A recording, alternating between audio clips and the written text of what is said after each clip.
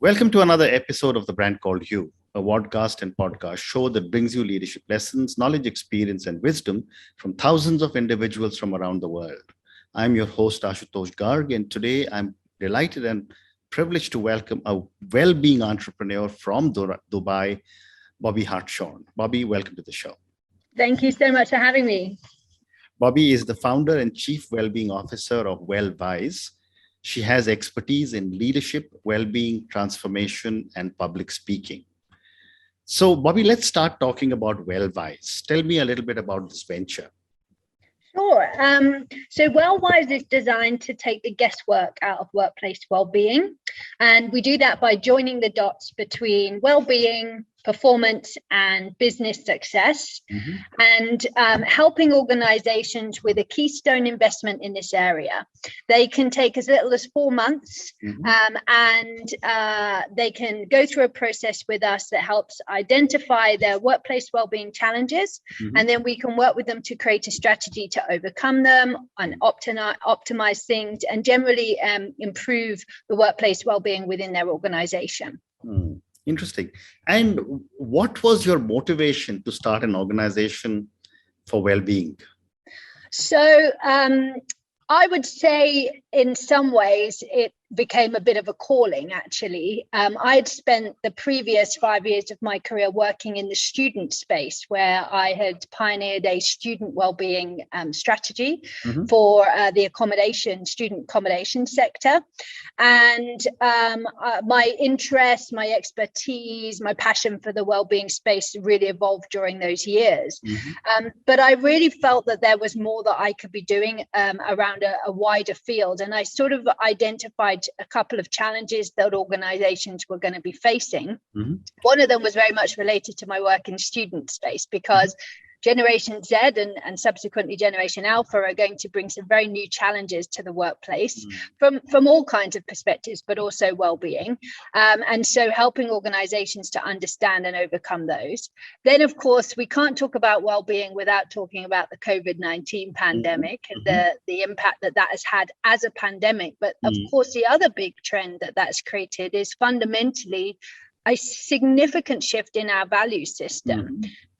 And a complete rethink and a reevaluation about what success means. And success has now got a much broader meaning than maybe just money and fast cars. So people are changing their values and changing the value system. And so I was really keen to help organizations to make adjustments to that and to sort of play into those new expectations from employees, and to help particularly their young employees to thrive within the business world.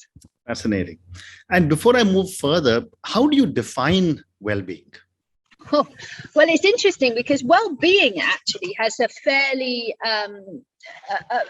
kind of agreed term or a phrase, which is that it's not just the absence of disease or illness, but it is a complex combination of physical, mental, emotional, and social factors. And it's about being sort of fulfilled and content with your life and yourself. But where we've got a gap is actually in the description of workplace well-being.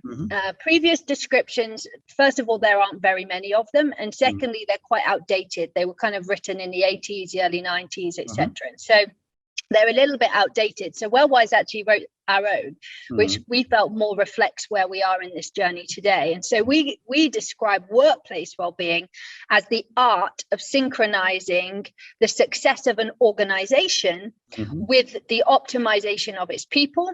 And workplace well-being applies data and science to yield a sustainable upward spiral of performance improvement. Wow, that's a lot of words. But for my viewers and listeners, can you help us understand with an example? Yeah, sure. So one of the things that's been happening in the workplace is we've maybe got into some cultures and some behaviors and some patterns that are not actually very good at getting the best out of people. And so when that happens, we start to see disengagement, we start to see a lack of motivation, productivity drops, we see increase in healthcare costs, etc.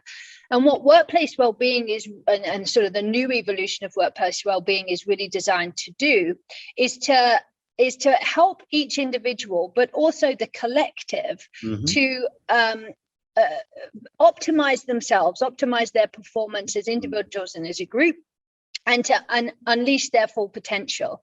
So that requires a little bit of soul searching, often on the part of both the individual and the organization, and identifying, being able to have the tools and the information. This is where we come in, to be able to identify what things are we doing at the moment that are maybe holding us back, that are maybe working against productivity, against potential, against innovation. And what can we do? What things do we need to stop? What things do we need to optimize? And what things do we need to begin doing in that space, so that we can create what we call an upward spiral of performance improvement? So it's sort of turning upwards and growing as we grow. And so that's really the aim of workplace wellbeing now. Wonderful. And, like any other entrepreneur, there's always a challenge when you start to build your company. So I'd love to get your perspective on what have been some of your challenges and your learnings as you have scaled up. Yeah, it's interesting. The thing that I think has struck me the most is that what you envisage it's going to be like, and where you actually end up and how it actually evolves are quite different. And if you try and stick too firm to your original concept, your original viewpoint, you might miss opportunities to bend and flex and evolve that idea. And so, it's great to have a plan on paper, but don't think that plan is going to play out line by line, step by step. And I think the other thing in this space is, although workplace wellbeing has been around as sort of a phrase and a concept for a long time now, certainly more prevalent in the last 10 years, the reality is that our audience is actually still quite behind in terms of their understanding of this. And so with whatever product or service you're offering, you do have to meet your market where they are. And there's always a temptation to want to share the latest knowledge and prove that you're ahead of the curve and all of those things. And that's important for thought leadership and for your personal brand. But when you're actually talking to clients, sometimes you have to pare that back, get to where they are, and then coach them towards, where they need to be. And remember that they've brought you in because they believe that you know more than them and that you can help them get where they want to go. But trying to get them there too quickly is quite challenging. So yeah, definitely learning to adapt, be flexible of your idea, definitely listening to your audience, meet them where they're at. And I suppose finally, the other really big thing, and this is really about my own personal well-being, is that I set out on this journey on my own. And doing a startup on your own can be a very lonely place. Correct. A very challenging place. You constantly question yourself. You're constantly thinking, am I doing this right? Is this going to be a success? I actually took the decision to go and join up with somebody else, and now we're a partnership in WellWise. But if that isn't an option to you, or you don't want that, then what I would suggest and what I highly recommend is surround yourself with people who can act as friends, coaches, mentors, people you can fire ideas off, test thinking with, see whether people are interested in the same things. Trying to do it on your own at home in a box in a room is a surefire way to fail. So definitely opening yourself up and listening. Well said. My next question, Bobbi, is what goes into unleashing employee potential? Well, now that is a very complex question, because ultimately the ingredients or the recipe for unleashing my potential might be quite different to yours or any of your listeners. And so ultimately it's about understanding the different ingredients that could be part of that story for that individual, and then helping to identify which ones are right for each person or each team, because there's as much in the employee context about how we operate as a collective as well as how we operate as an individual. Actually having one or two super high flyers and leaving everybody behind isn't generally the best way to do things. And so we also have to look at those team dynamics and how do we make sure that everybody gets to come up on that journey. So unleashing employee potential is really about understanding that there is often a huge amount of untapped potential, opportunity, innovation, creativity within a person. And there's a great duality between well-being of an individual and well-being of an organization. When a human is reaching their potential, or at least feeling like they're making progress towards that, that is a hugely empowering thing, and it's very, very good for their individual well-being. You see an increase in productivity, engagement, motivation, innovation, creativity, etc. But the other thing is that pays off at the team level as well, because a person who has that motivation, who feels like they're achieving their potential and being stretched maybe slightly further than they have been before, they also bring a really positive energy to a team or a group. So it almost becomes a little bit contagious and uplifts the whole. So really that's what we're trying to do. And the factors that might have an impact on that could be individual or organizational. So it could be things like very simple things. You're not eating a very good diet and you're not sleeping enough. Those things will hold you back as an individual. But it could also be challenges within your maybe manager relationships, or that you're not in the right role, or that you're not getting the support you need to succeed. So there could be organizational factors that are holding you back, and understanding that there are two sides to that discussion, two sides to that science is really important, and unlocking those two sides is what WellWise is all about. Very interesting. You also talk about optimizing investment in employees. A lot of organizations talk about the fact that employees are our greatest asset, et cetera, et cetera. What is your perspective, and what is the process you follow for optimizing this investment? Yeah, it's a really great question, because sometimes organizations get very confused with salary and investing in your employees, and they are two very, very different things. Certainly, the right salary or a fair salary is really important to keeping people motivated, engaged, etc. But actually, what else are we doing beyond that? What are we doing to make? I almost compare it to thinking of your employees like a machine.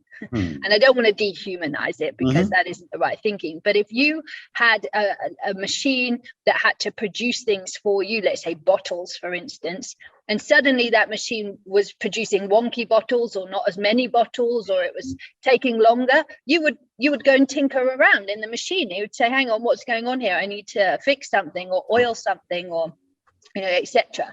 The exact same is true of humans. How do we do the tinkering to invest in them so that we get the best from them, and so that they get to be the best version of themselves? And so there's a few things that the sort of well-being science points to. There's a relationship between engagement and well-being. Now, unfortunately, what's happened with that is that the word engagement and engagement sort of within organizations has dominated the rhetoric for quite a long time. But what's missing is the well-being piece. So there's a lot of organizations that are busy doing engagement surveys and trying to tweak engagement, but they're missing a fundamental part of the picture, which is that if you are an unwell or a lagging person, or languishing person, you're never going to be engaged. Even if the organization ticks every one of the things that come into engagement science, the rest of it, it just doesn't add up. Sure. So we have to invest in the whole person. We have to look at how do we support them? How do we get the most from them? But again, that comes down to what's right for your organization, the type of culture that you want to create, and the type of work that your employees have to do, because again, the support that you offer one type of employee compared to a different type of employee, and the different roles that they fill is really varied. So again, there's no real one size fits all answer to that question, but it's about I guess for me, it's about taking the time to do the research, to look into it, to do the diagnostics exercises within your organization, and then to put the money in the right place. Fascinating. Absolutely fascinating. My next question to you is about what you did 10 years ago. You merged despondent departments to build a unity of vision. Talk to me about this. Yeah, sure. I used to work in the student world, so universities, and my early career was in university recruitment and admissions. And when I first got to Dubai, and I turned up to Dubai without really knowing anyone, with no job, and I was very fortunate to find a role at a university here, private Australian university here. And when I turned up, I saw that the recruitment team and the admissions team were sitting and marketing. They were completely separate teams. They sat in different rooms, and there were some big gaps in targets not being reached, and performance levels weren't great. And what was happening is that every time a target was missed, the fingers started pointing. Oh, it's marketing's fault. They're not getting us quality leads. Oh, it's sales' fault. They're not converting all these leads we're sending them, So it just became this constant argument between the two. And actually, I realized that fundamentally we were all trying to work towards a common goal, which was to recruit students into the university successfully. And so what I did was I actually brought those two teams together. We agreed on a set of common goals that we were all working to. We ironed out the creases. So we had some very frank conversations about things that we didn't think were working and that we needed to change.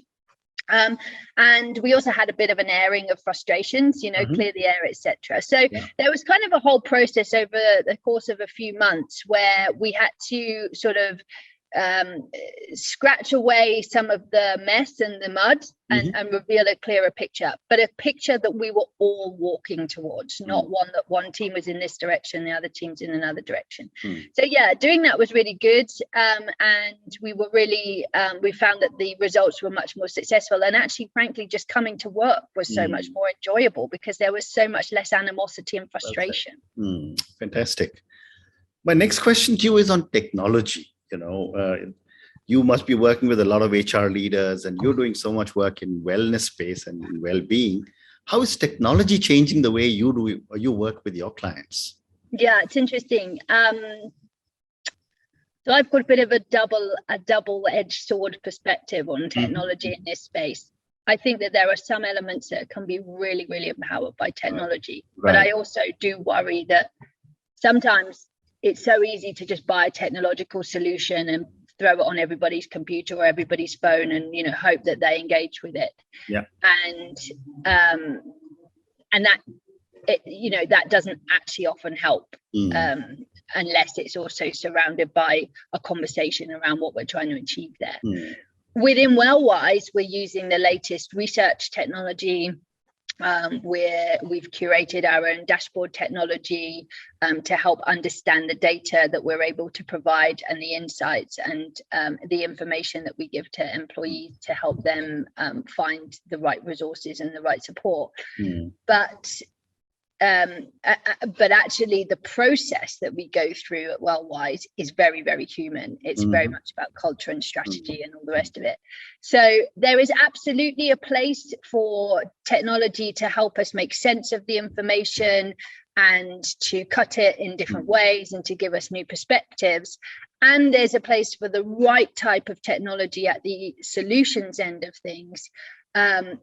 But relying on technology in this space, it is such a human space. This is such an emotional space. I say do so with caution. Wonderful. So I think I have time for two more questions. My next question to you, Bobbi, is talk to me about how you directed a strategic disruptive rebrand. And I know this was in your previous role. Yeah, absolutely. But again, very much well-being driven. So as I said at the beginning, I used to work in student accommodation. So a big global student accommodation provider. We had multiple brands operating all over the world. Some we'd self-developed, others had been bought by acquisition. But actually, across the entire student accommodation space, particularly in the West, in Western Europe, the US, Australia, UK, etc. Actually, what what all of the different providers were offering was fundamentally the same thing. There was almost like a formula for the size of room, the type of bed, what facilities you got, ensuite, not ensuite, all of this. And that was really all that they were selling. And I could see that Generation Z, as they were coming in, were really craving a much more community experience, a much greater human experience. And actually they were without doubt a generation that was struggling with its well-being and its mental health. And so I really saw an opportunity to change the way that we sold our rooms, away from the sort of practical features of a room and towards what's the community, what are we offering you as an experience, what does this mean for you, as how are you going to grow as a person. Sure, yeah, you're going to go to bed and sleep in this room at night and you need to be comfortable, but beyond that, what else are you getting by choosing our organization to live with. And so we built a student wellbeing framework that we rolled out across all of the residences. And then after about 2 to 3 years of that being in place, we were then able to have the confidence to really evolve the brand to align with that. And actually, in the end, what we did was we created a singular brand to go across all of our residences globally, which has become known as YouGo. And it absolutely leads with the experience and the well-being. And that is a complete shift for that industry. Amazing. And Bobbi, I have time for one more question. And this question is about you. You've had an amazing journey. You've done so many different things in life.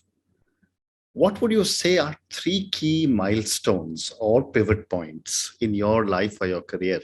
That's a good question. I think the first one was my first degree. I went to the University of York. I left home. It's about a 2.5 hour drive from home. So having that independence, that freedom, mixing with people that I hadn't mixed with in my very small community before, and sort of opening my eyes up to the world was a huge shift. I really learned who I was and what mattered to me at that point.